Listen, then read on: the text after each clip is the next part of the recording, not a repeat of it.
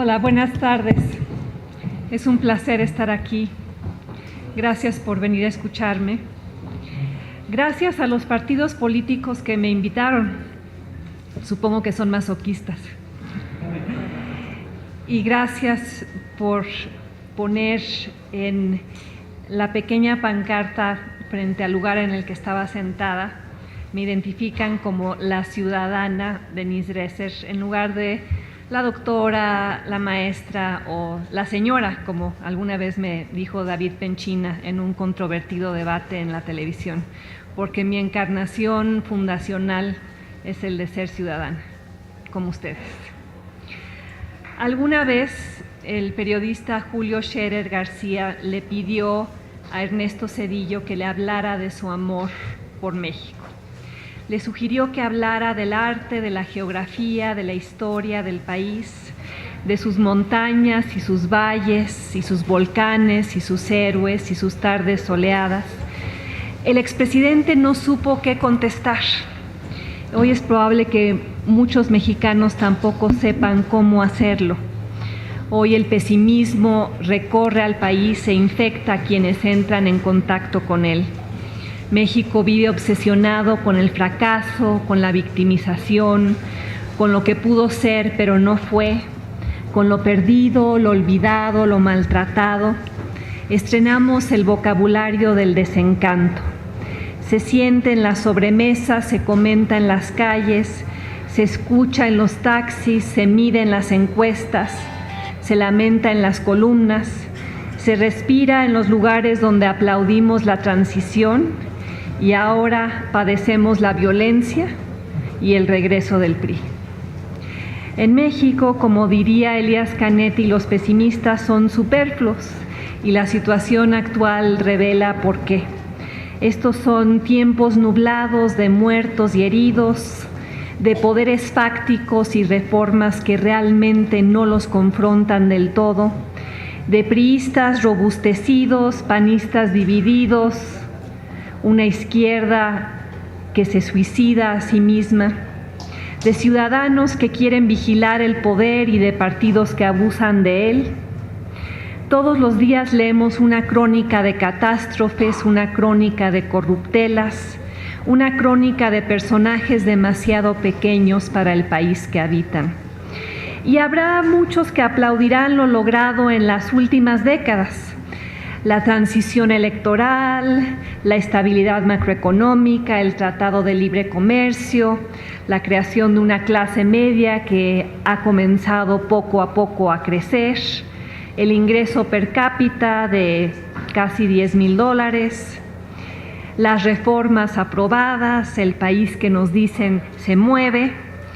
Logros sin duda, pero demasiado pequeños ante el tamaño de los retos que el país enfrenta. Democracia, equidad, buen gobierno, justicia, la posibilidad de un México capaz de soñar en grande.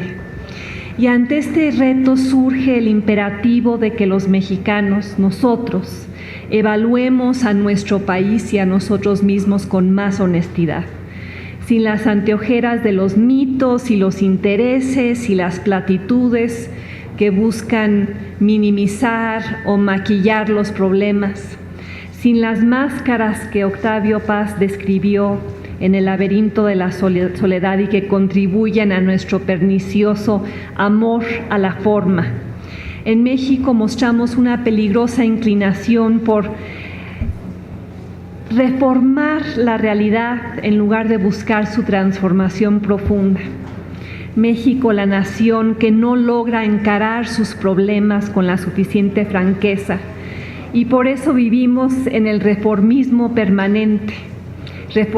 Vivimos de paliativo en paliativo, del laberinto de la soledad al yugo de las bajas expectativas. Y aunque es cierto que algunas de las prácticas del pasado han sido enterradas, numerosos vicios institucionales asociados con el autoritarismo y el viejo PRI siguen ahí. coartando la representación ciudadana y la gobernabilidad democrática. México no camina en una dirección lineal hacia un mejor estadio político y económico, más bien cojea hacia adelante para después retroceder.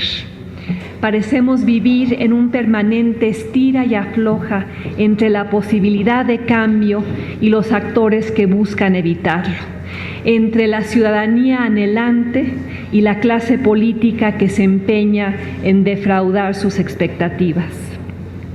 Porque la celebrada transición votada ha resultado ser un arma de doble filo. En las últimas décadas, la élite política del país se centró en el proceso electoral sin reformar el andamiaje institucional, y ese andamiaje ya no funciona. El sistema político se ha convertido en un híbrido particular, una combinación de remanentes autoritarios que coexisten con algunos mecanismos democráticos.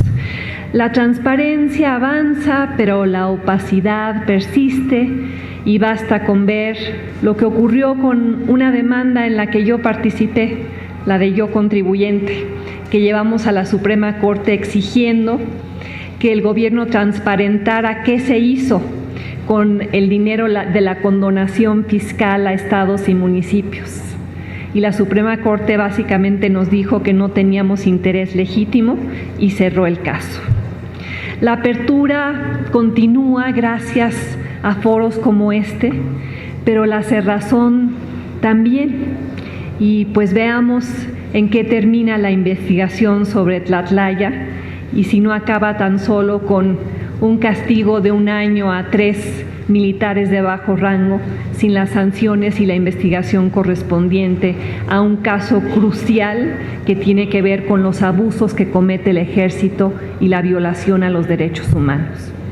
La democracia electoral sobrevive, pero con dificultades y demostrando sus límites en cada elección, como la última federal, en la que también se le dio carpetazo al caso Monex y Soriana.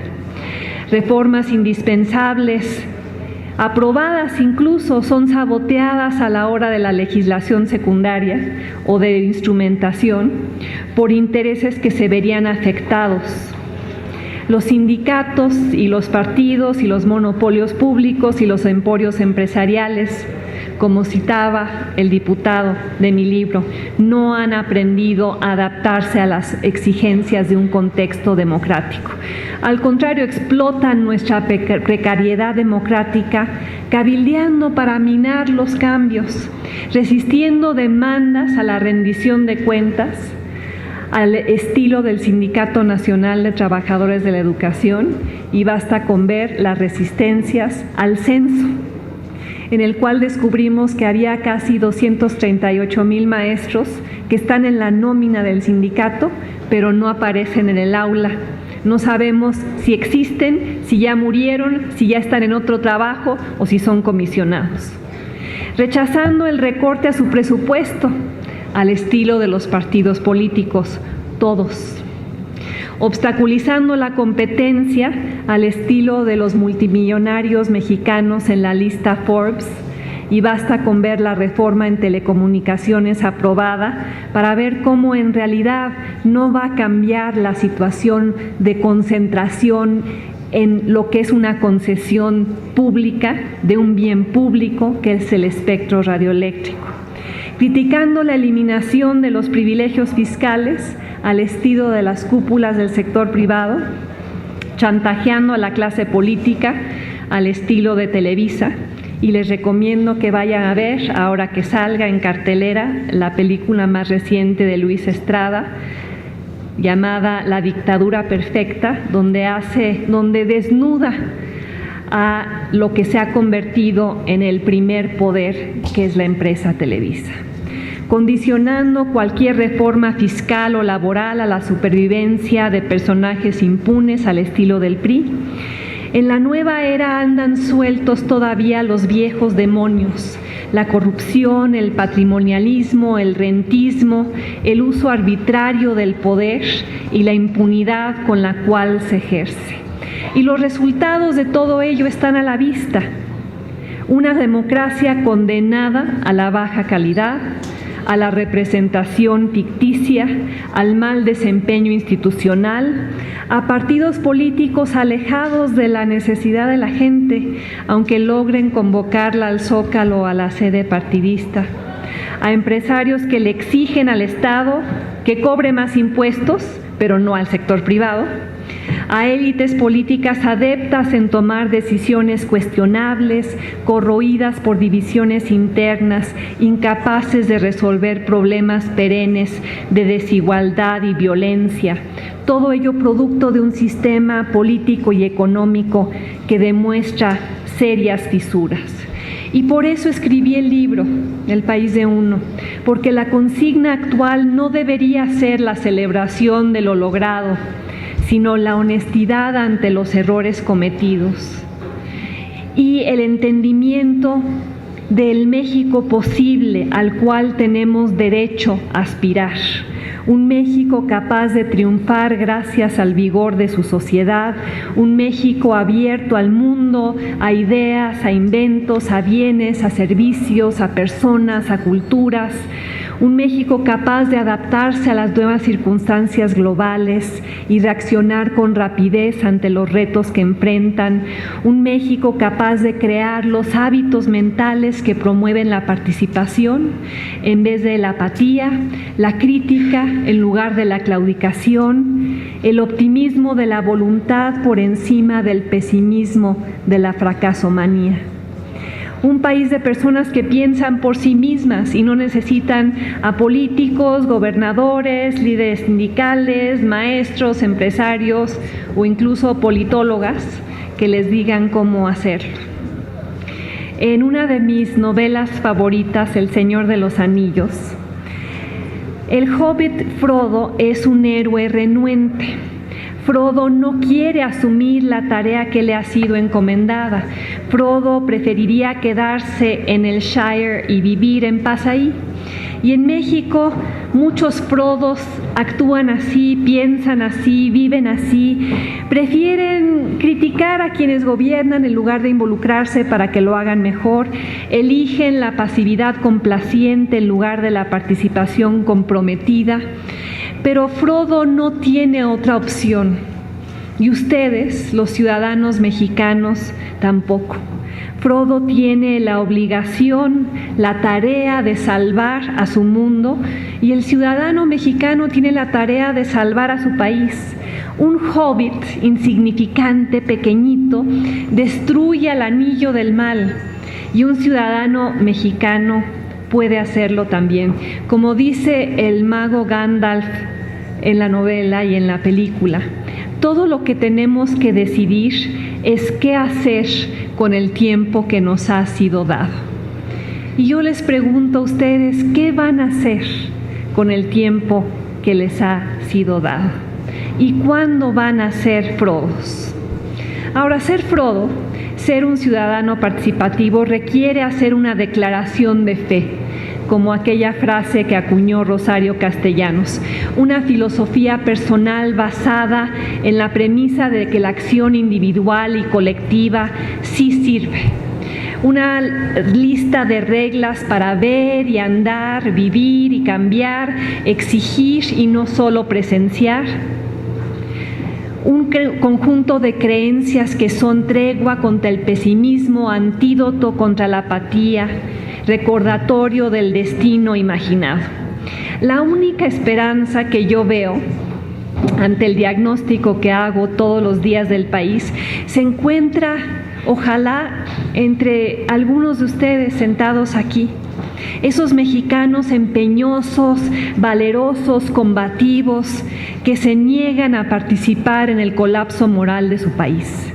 Los que insisten en la transparencia en lugar de la opacidad, los que se niegan a ser parte de esto, los que quieren enfrentar el viejo problema de cómo defender intereses particulares mientras pelean colectivamente por el bien común, y que rehúsan esquivar la mirada, y rehúsan perder la fe. ¿La fe en qué? La fe en que es necesario volver a México un país de ciudadanos, un lugar poblado por personas conscientes de sus derechos, porque ¿qué es uno de los peores legados que nos dejó 71 años de priismo más los 2 recientes? Un país de personas que no conocen sus derechos y no saben cómo pelear por ellos. Personas a las cuales ahora yo les pido que estén dispuestas a alzar la voz, dispuestas a llevar acciones que produzcan cambios, dispuestas a sacrificar su pequeña zona de seguridad personal para que otras la compartan, porque yo creo que ser de clase media, como lo somos ustedes y yo, en un país con 50 millones de pobres, es ser privilegiado. Y los privilegiados tienen la obligación de regresar algo al país que les ha permitido obtener esa posición, porque ¿para qué sirve la experiencia, el conocimiento, el talento, si no se usa para hacer de México un lugar más justo? ¿Para qué sirve el ascenso social si hay que pararse sobre las espaldas de otros para conseguirlo? ¿Para qué sirve la educación si no se ayuda a los demás a obtenerla? ¿Para qué sirve la riqueza si hay que erigir cercas electrificadas cada vez más altas para defenderla? ¿Para qué sirve ser habitante de un país si no se asume la responsabilidad compartida de asegurar vidas dignas ahí? Y en México hay mal gobierno y mala sociedad.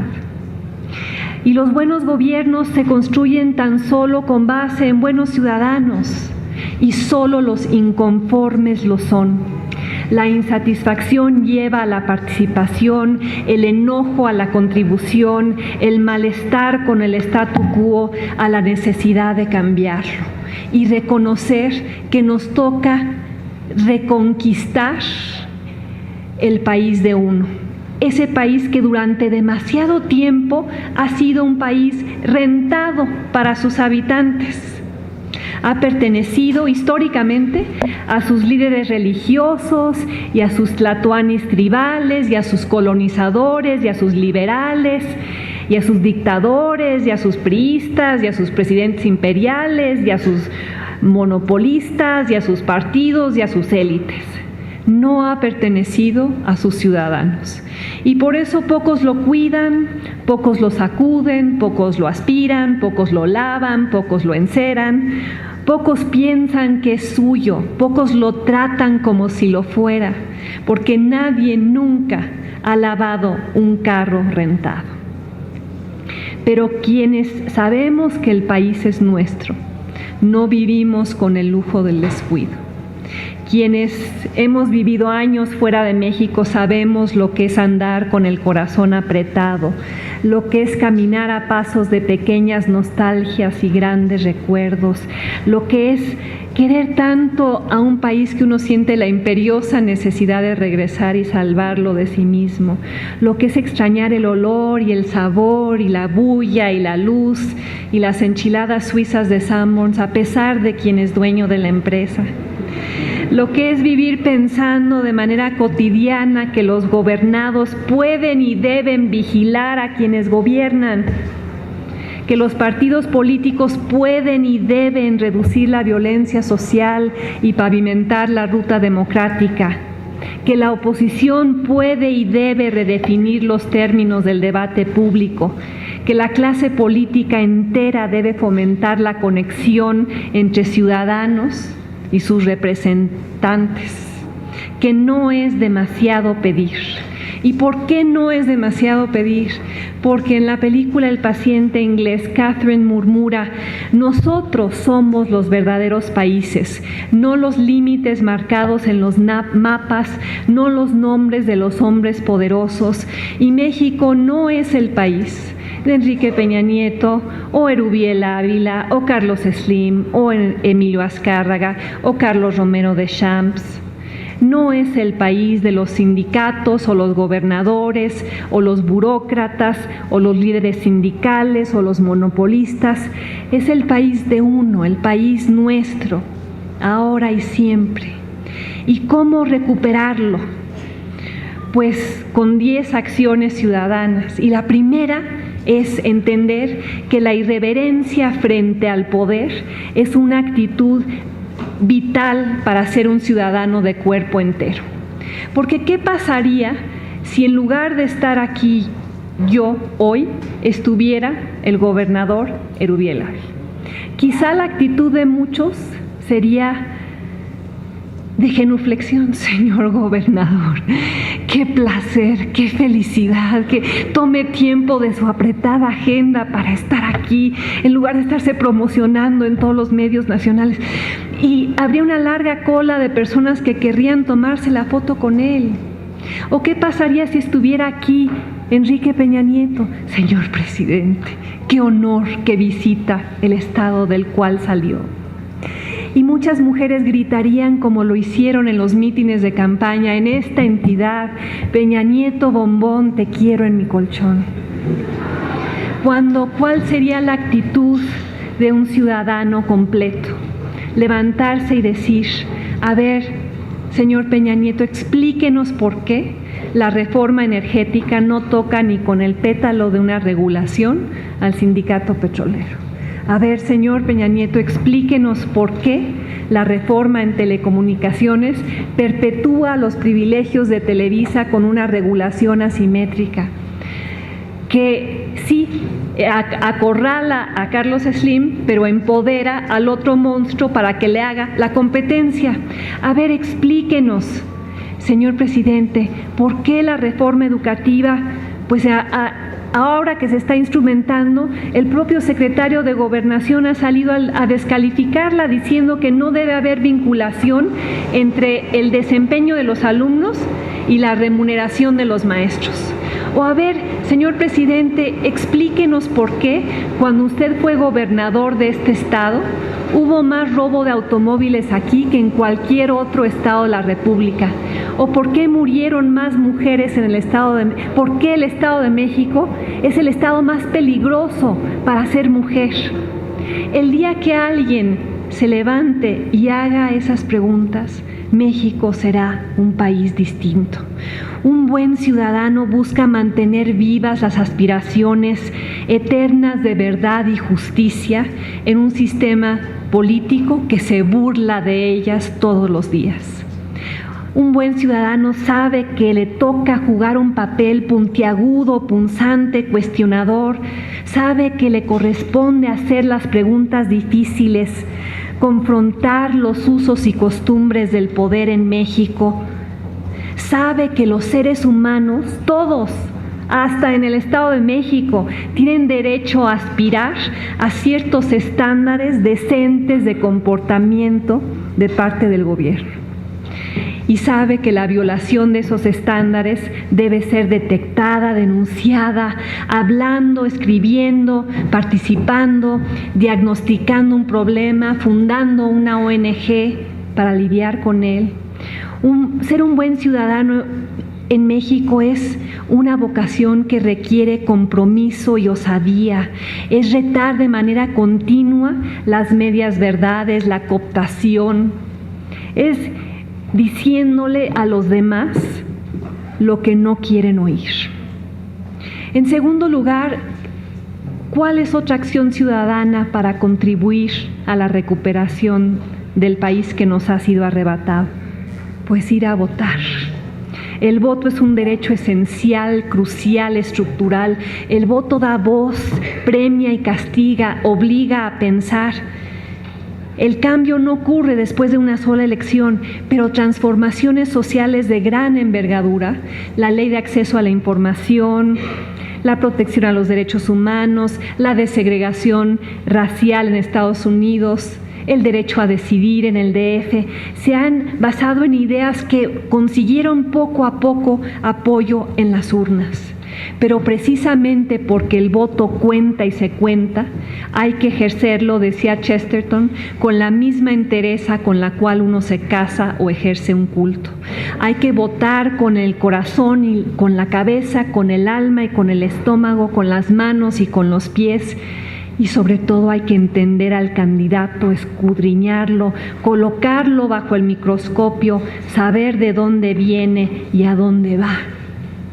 En tercer lugar, me gustaría que dijeran que a partir de hoy se van a informar sobre lo que ocurre en su país, que van a leer los periódicos y van a apagar la televisión, aunque yo salga en ella. Ojalá comprendan que si obtienen la mayor parte de su información política de la televisión, no van a estar expuestos a grandes pedazos de la realidad nacional. Ojalá comprendieran que los límites más fuertes a la libertad de expresión con frecuencia provienen de Televisa y Televisión Azteca. Ojalá empiecen a leer revistas como Proceso, Nexos, Este País, Letras Libres, visiten sitios de internet como La Silla Rota, Reporte Índigo, Sin embargo, Animal Político. Ojalá empezaran un club de lectura con el objetivo de leer ficción política o libros de temas socialmente relevantes, que leyeran Los Relámpagos de Agosto de Jorge Ibargüengoitia, La muerte de Artemio Cruz de Carlos Fuentes, El dedo de oro de Guillermo Sheridan, Guerra en el paraíso de Carlos Montemayor, La conspiración de la fortuna de Héctor Aguilar Camín.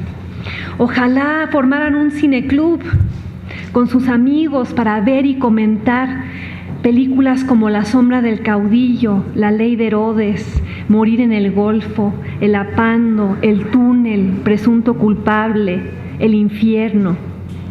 Y lo harán porque, como escribió alguna vez la famosa crítica de cine Pauline Kael, las buenas películas hacen que las cosas te importen, te hacen creer de nuevo en las posibilidades. En cuarto lugar, ojalá se comprometieran a hacerle marcaje personal a su diputado, o a su presidente municipal, o a su gobernador. Ojalá comprendan que esa persona es su empleado, porque su sueldo proviene de los impuestos que ojalá ustedes estén pagando. Y si ustedes como empresarios, universitarios, amas de casa, no permitirían que alguien robara, se ausentara, mintiera, malversara los fondos de su compañía, su universidad o su casa y desapareciera después de 3 o 6 años, como lo hacen los diputados y los senadores, ¿por qué permiten que esos diputados hagan eso con su país? Ojalá que en el caso del funcionario elegido sigan sus pasos, vigilen su actuación, estén al tanto de lo que hace. Se informen de cómo ha votado, qué iniciativas ha presentado, cuántos viajes ha hecho, cuántas veces ha regresado al estado que lo eligió. Ojalá le escriban, le llamen, organicen a otros para que lo hagan también. Ojalá exijan que haga pública su declaración patrimonial. Ojalá lo obliguen a ser un verdadero representante de la ciudadanía y se conviertan en su conciencia persistente, abocada a recordarle para qué llegó al poder y en nombre de quién debe ejercerlo. En cuarto lugar, ojalá apoyen todo eso que tiene que ver con el empoderamiento de ustedes, como la reelección, las candidaturas ciudadanas, la iniciativa ciudadana, la consulta popular, el referéndum, el plebiscito, cambios a los cuales los ciudadanos tenemos derecho a aspirar y que se concreticen. Ojalá se sumen a la presión para que aumente el número de candidaturas autónomas independientes que se crean al margen de los partidos. Ojalá logren que los partidos encaren y reconozcan que el malestar es hondo y la desconfianza también, y encaren el déficit democrático y la crisis de representación a la cual han contribuido.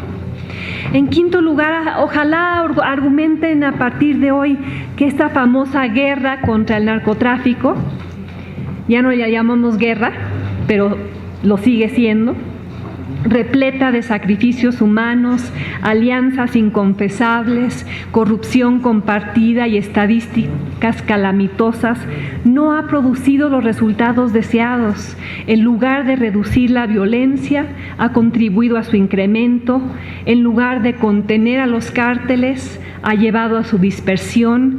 En lugar de fomentar la colaboración entre los tres niveles de gobierno, ha acentuado su rivalidad. México hoy es un país más inseguro, más inestable, más violento que cuando el ejército fue enviado a las calles. Ojalá subrayen en todos los foros que puedan que la guerra contra las drogas ha acentuado los problemas que buscaba combatir. Fenómenos como la corrupción, la violencia, la disputa por el control territorial, la infiltración gubernamental y el poder de los cárteles mexicanos a nivel nacional y global no ha disminuido. Al contrario, todo esto ha aumentado.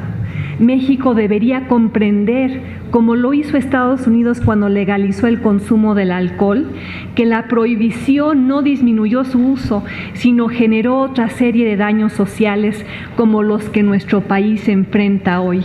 El crimen organizado, el boom de los mercados ilegales, la violación cotidiana de la ley, y ojalá empezáramos un debate serio a nivel nacional sobre la legalización al mínimo de la marihuana. En sexto lugar, ojalá argumentaran y supieran e interiorizaran que México solo prosperará cuando su gente esté educada y muy bien educada.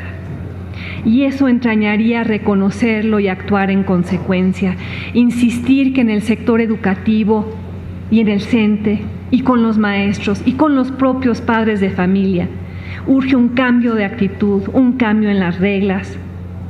Urge un conocimiento básico de la situación deplorable en la que se encuentra la educación, porque de momento tenemos lo que nos ofrecen y con eso nos conformamos.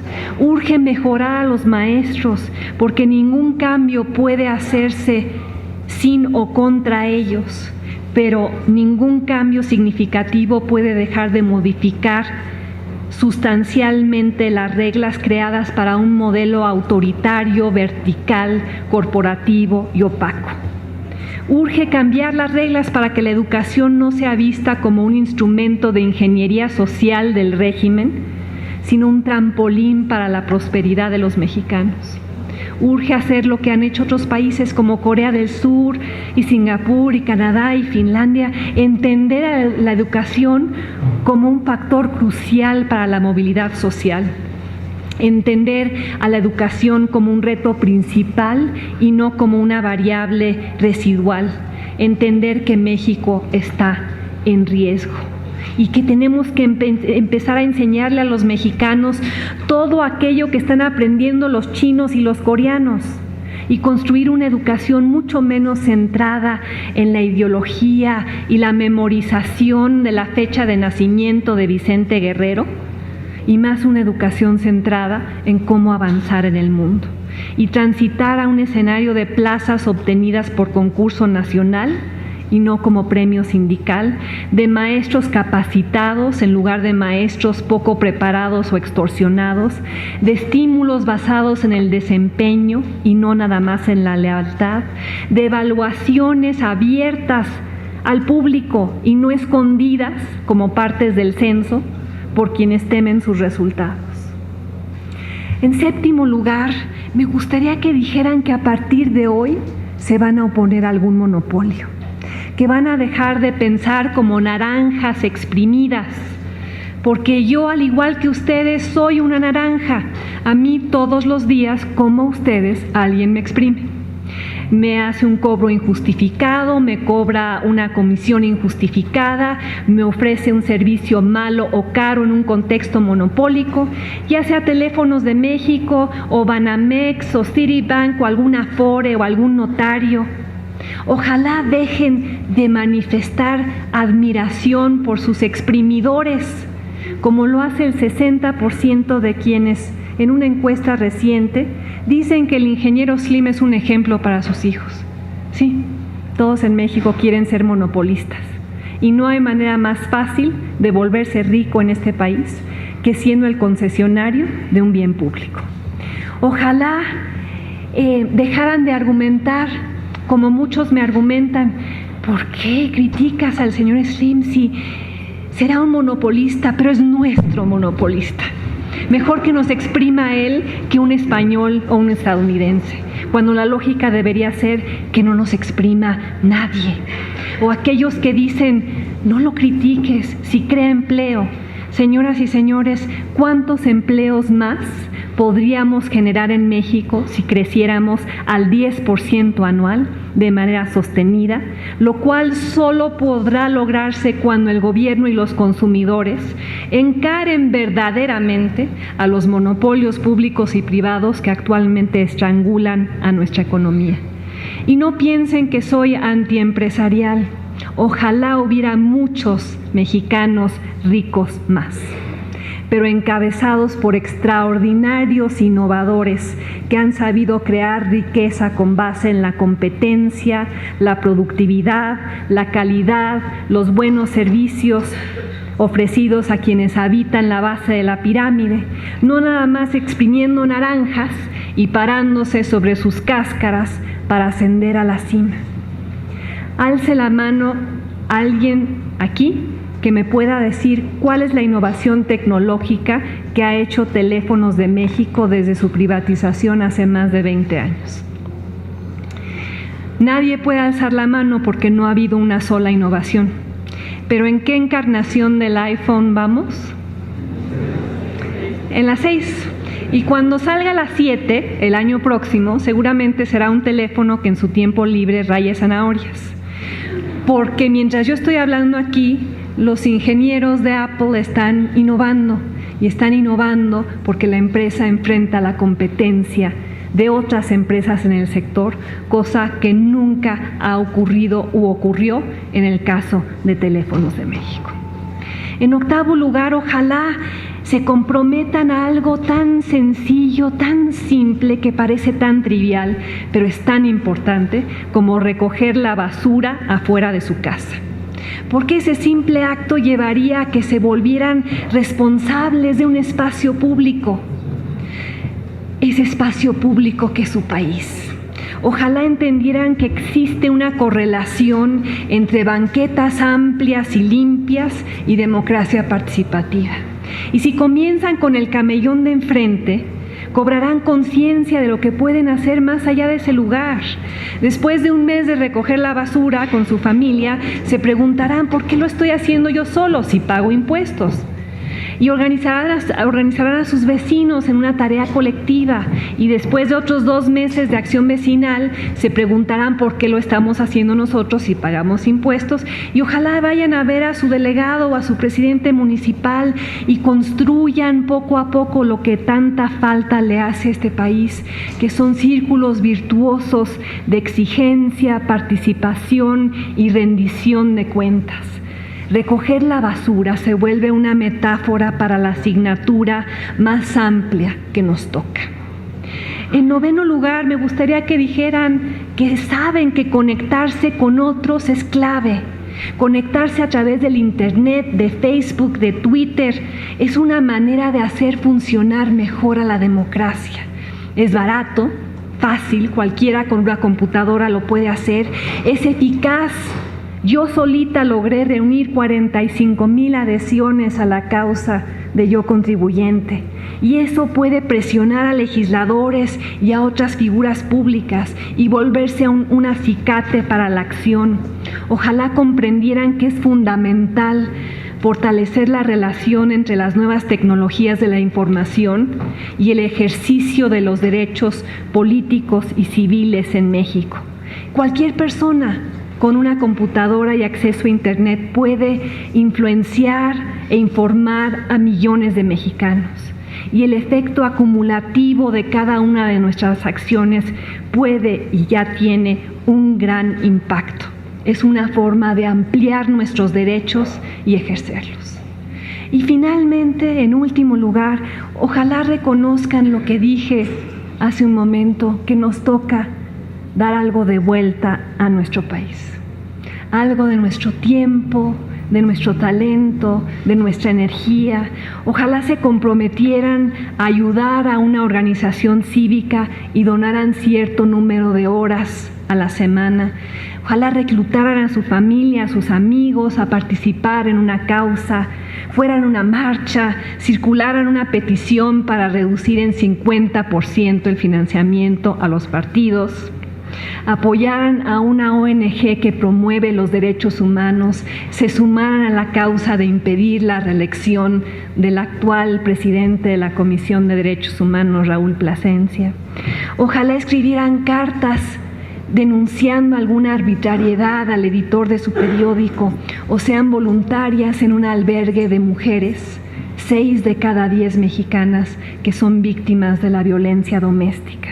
O armen contramarchas a las de la coordinadora exigiendo una reforma educativa integral, o soliciten información sobre el desempeño de alguna entidad pública usando la Ley Federal de Acceso a la Información, o ayuden a los padres de la guardería ABC organizados en el movimiento 5 de junio, o sirvan a su comunidad de alguna manera.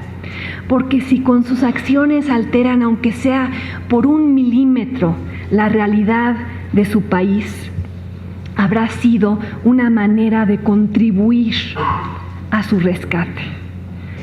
Y hoy más que nunca hay que rescatarlo. Hay que rescatarlo del regreso del PRI. Porque como decía Duverger, de la misma manera en la que los hombres conservan a lo largo de su vida las huellas de su infancia, los partidos políticos sufren el destino de sus orígenes. Y por eso es que el PRI, como forma de vida y distribución del botín, sobrevive.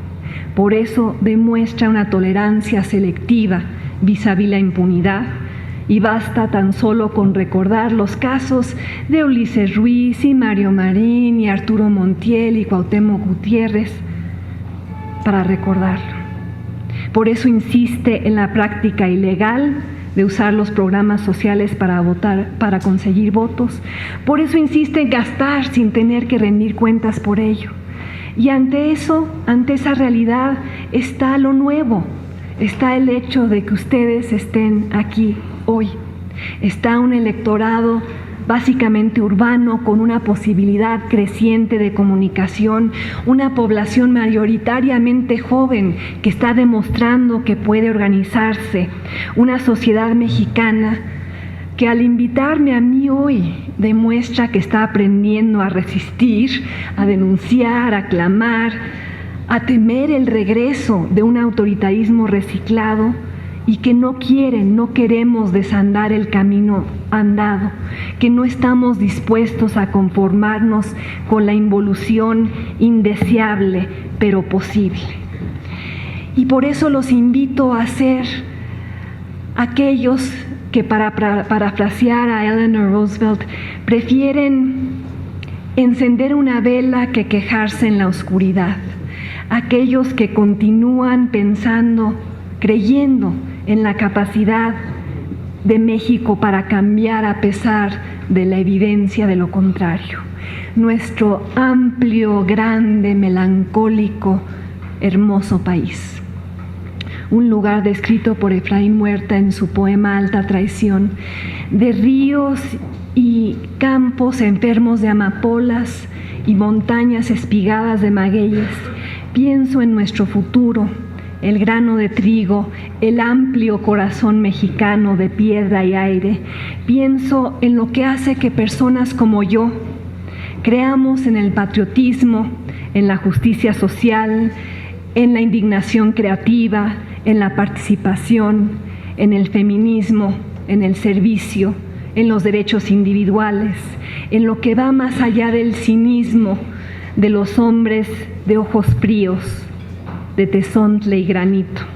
Pienso en las acciones diarias de mexicanos extraordinarios que conozco, que saltan y se mueven y actúan, paralizando el ruido mediocre de las calles, centrando la atención en aquello que nos aqueja, voces de progreso, de esperanza, voces para pelear contra el miedo, la corrupción, la impunidad, el abuso, el uso arbitrario del poder, nuestro río de fatigas.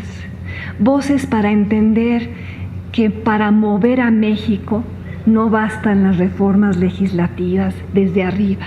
Eso entrañaría el desmantelamiento de lo que queda del viejo sistema autoritario y el comienzo de nuevos códigos de conducta ciudadana, un frente unido para impedir el regreso de los peores vicios del pasado, una coalición ciudadana para que no cerremos los ojos.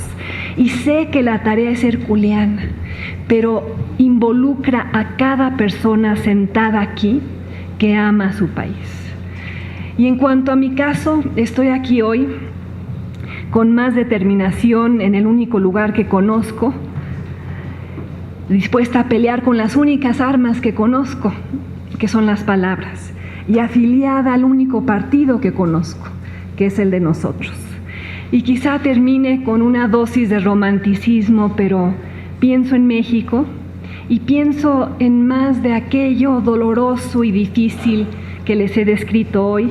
Pienso en el pelo rizado, loco, mexicano de mi hija Julia. Pienso en la nostalgia que siento por Carlos Fuentes y Carlos Monsiváis y Germán Dehesa, quienes dejaron tan buena huella tras de sí. Pienso en la urgencia que yo y tantos sentimos por la justicia y la dignidad de todos. Pienso en cómo se pone el mar cuando le caen las hojas del sol en San Pancho, un pueblo minúsculo al norte de Punta Mita. Pienso en el sonido del organillero caminando por las calles de la Condesa donde vivo. Pienso en la majestuosidad y el misterio de Mitla. Pienso en cada comida que he tenido en el restaurante, mi favorito, Dulce Patria, o simplemente andar en bicicleta por Paseo de la Reforma los domingos, entre la bulla y las mujeres haciendo aeróbics. Pienso en el riesgo de perder nuestra patria y aquellos que enfrentan ese destino debido a la violencia omnipresente en estados como Michoacán. Pienso en la oportunidad de recuperarla y de lograr lo que Rosario Castellanos quería, que la justicia se sienta entre nosotros. Creo que es muy emocionante ser mexicano en esta época, aunque uno tenga que coexistir con el regreso del PRI. Yo agradezco esa dádiva. No siento que seamos incambiables, no siento que seamos inamovibles, no creo que seamos inferiores a otros, ni que nos merezcamos menos. Somos de la región más transparente del aire, venturosamente somos de México. Muchas gracias.